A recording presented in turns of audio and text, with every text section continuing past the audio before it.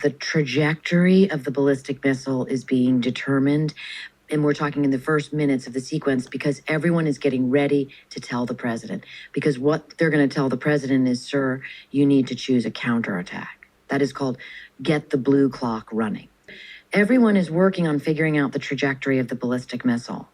And there is the first confirmation when you see it. And by the way, a ballistic missile cannot be redirected or recalled. Cannot be. Now, ultimately, the Defense Department will wait for second confirmation of that missile from a ground radar system. We have them around the world. The one in the scenario that would see it is in Alaska. It has to be able to see and confirm that missile is definitely coming this way. And that happens at around 8 or 9 minutes. And so the process in between that, everyone's getting ready to brief the president about a counterattack. And so in the scenario, the president learns around 3 minutes, and then they're waiting on the secondary confirmation. Would the president be staying at the White House? So I, as the reporter, put that question to the former director of the Secret Service, who explains to me how there is a team called the Counter Assault Team. And that is the sort of paramilitary organization of the Secret Service that's going to always be there to move the president really fast if need be. And in this situation, they make a decision, we're moving him. If the target is Washington, D.C., or anywhere on the East Coast for that matter, we cannot have the president anywhere near ground zero. And their job that they are sworn to do is to protect the president. And so that then you're going to have a bit of a stalemate because the military command wants the president on comms to be able to give him counterstrike orders. That is what they want. And they can only get those orders from the president. But the Secret Service has a totally different agenda. And in my scenario, the Secret Service, considering they're the only ones in the room that are armed, win. I learned even more interesting details like, okay, so in the scenario, the likely situation is that the electromagnetic pulse will really threaten the electronic system in Marine One, and it will be in deep danger of crashing.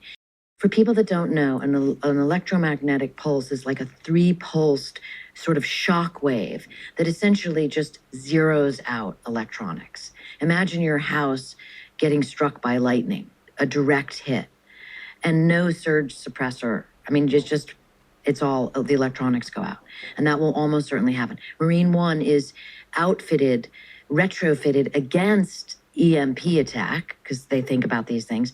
But no one knows if it's going to really work. Even if you're getting the president out, if he's 7, 8, 9 miles, 10 miles out of ground zero as they rush, because remember, this is all happening in 30 minutes, under 30 minutes.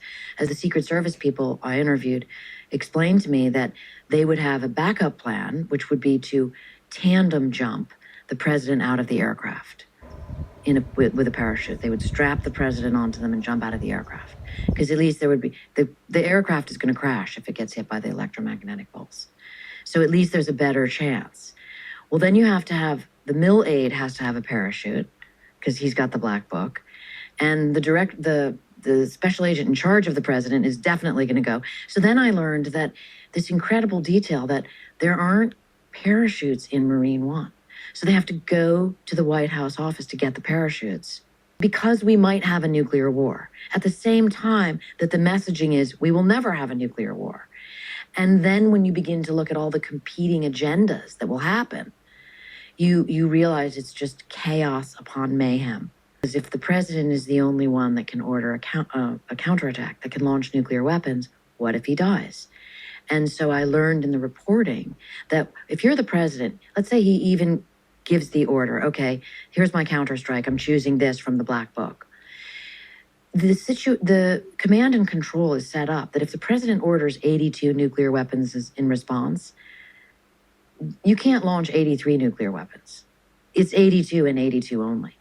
And then to do another launch requires passwords. It requires so much bureaucracy. There's not time for that.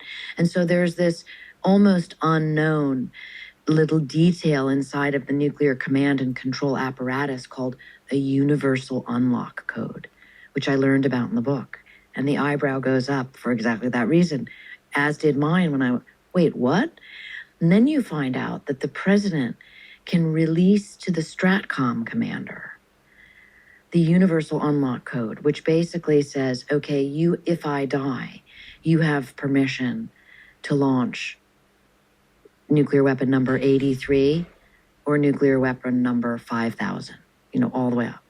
And that is a pretty shocking concept.